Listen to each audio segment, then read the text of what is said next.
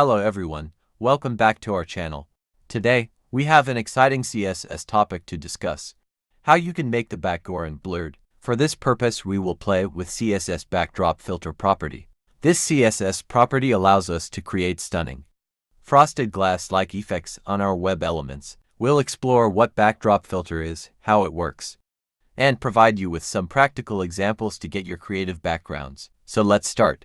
So, what exactly is backdrop filter? Simply, it's a CSS property that enables you to apply various visual effects to the background of an element, instead of the element itself.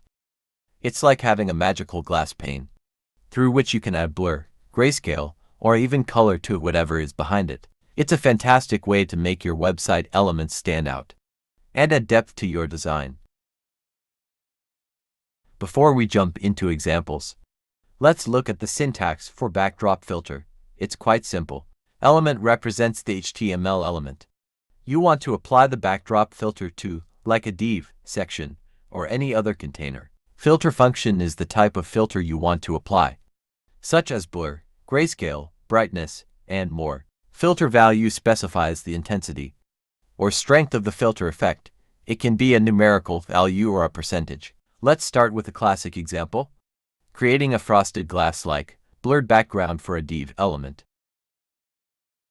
Give blur value into pixels to the background image for creating an elegant and visually appealing effect.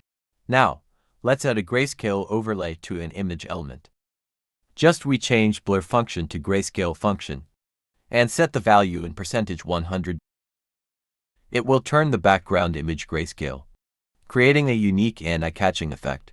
Finally, let's add a color tint to a div element. Now we use hue-rotate function for creating a vibrant, tinted effect. Set the value into degree. It looks more fantastic. Experiment with different filter functions and values to get the best look for your website design. If you found this video helpful, please don't forget to subscribe for more web design and development tips. Thanks for watching, and happy coding.